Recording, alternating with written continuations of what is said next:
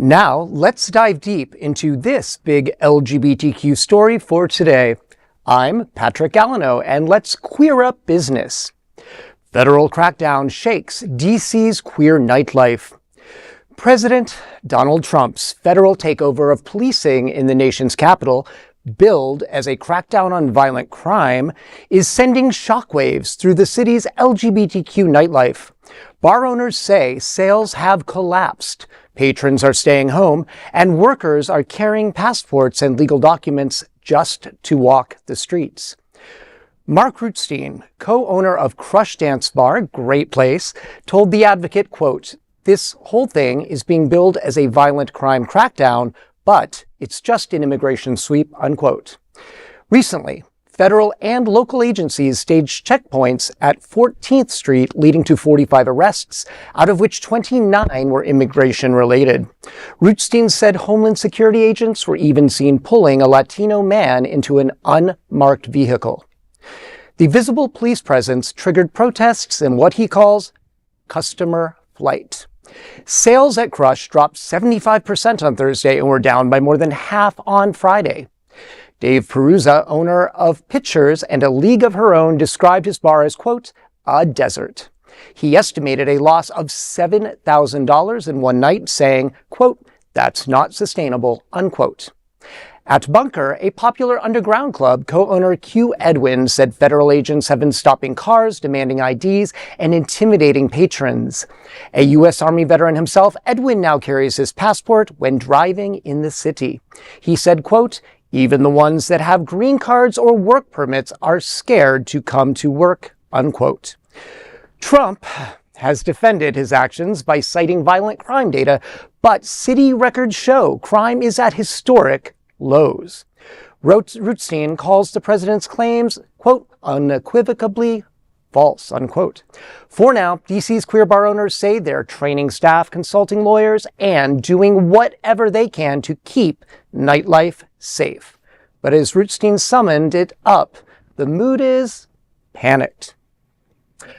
Well, having just been in DC recently, leading into World Pride, and where things were feeling fairly calm and safe, it's almost unbelievable to just have been reading this story. I know my friends in DC have been relaying to me that they are upset. Thank goodness there are some really good activists there who are standing up, but to realize that our nightlife, which is already struggling, right? Bars are already struggling, that this administration is damaging our safe spaces is just emotionally devastating to me. Yeah. What about you?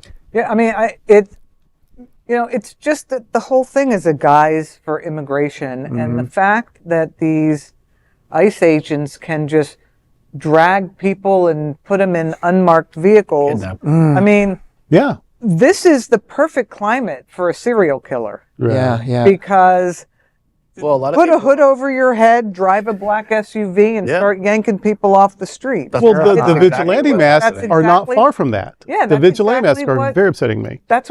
That's what's happening now, and who knows who these people are. I saw a video of that happening, and a lady there confronted one of the ICE agents. And then, of course, they ended up leaving, but that's because they weren't ICE agents. They were people dressed up as ICE agents. Of course. Oh, wow. Yeah, that's scary. Yeah, and a lot of these people are probably the same people that refused to wear masks during COVID. Right. Look at them now. Now they'll put a mask on. Exactly. I don't know about you, but I'm getting my news these days from South Park. Right. Well, and this looks like something from a bad dystopian movie from like the 70s or whatever. And but this is our life. This is we call it ICE. It's his personal secret police. Gestapo. Yeah. So there are legal people being detained, sometimes deported. Yeah. All kinds of nonsense to get back. And if you do come back 3 months later, how scarred are you by then? Absolutely. You know what I mean? And the families who are torn apart, it's just so okay. But these things are also happening in urban areas where there are a lot of African American leadership and Latin leadership, where there are big K communities. These are not these are targeted. Crime wave might really. Crime is down. It's down by 30% already. But he can say that people, his He's a base will gaslighter not indeed. question it. His and then, cult will follow anything he says. exactly. And so then he can do these ridiculously horrible things that you would think, if I just remember from my 8th grade civics class, that we would never allow, we'd never put up with. Sure. And we're just handing the keys over to yahoos. To the crazy. To the crazy. We were warned, weren't we? Yeah, the patients are running the asylum. Right. Yeah. Well, and even not even going all the way back to Orwell, we were warned in the election cycle where they handed us the plan. Right. It was 900 pages. We had it. Yes. And they were like, well, it's too much. I can't be bothered to read. Oh, yeah, it's only our lives. Or they can't, Right. Right, it's only our lives. But possibly then do this. But this is too Legal. crazy. That's not legal. But we had activists who even gave us like Cliff Notes versions so that you could read it. They took 900, put all the points, got it down to like 25 pages. Right. Yes. But they're not going to do it. So meanwhile, here we are, and it's very, very upsetting. So Well, it's the people who benefit from the way the system is set up that think that this stuff isn't going to happen because it never happens to them. Right. That's why they're so comfortable, because they're like, well, this is new to me. Some of them are going to It be might shocked, be new to you, but it's not new, and it's definitely not new for to them. marginalized people. And that we just said, it's already warped this a little bit. We said the word federal takeover of DC like that's a thing you say. You know what I mean? Yeah. We said it like It's just a Black thing. Friday sale at Macy's. I mean, you know what I mean? We just said it like it's a thing to say already.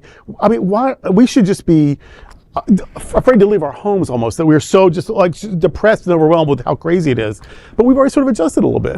Well, I'll tell you, whatever. when I think back to my middle school, social studies and history classes, learning about government and democracy, I never thought there'd be a time in my life when I would have so much appreciation for what I was being taught and how fragile our United States of America is. But thank goodness we do have so many great activists fighting right now, like everyone at this table. Right. Yes.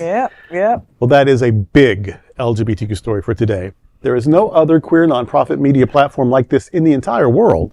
Support our LGBTQ stories by subscribing to and sharing Queer News Tonight.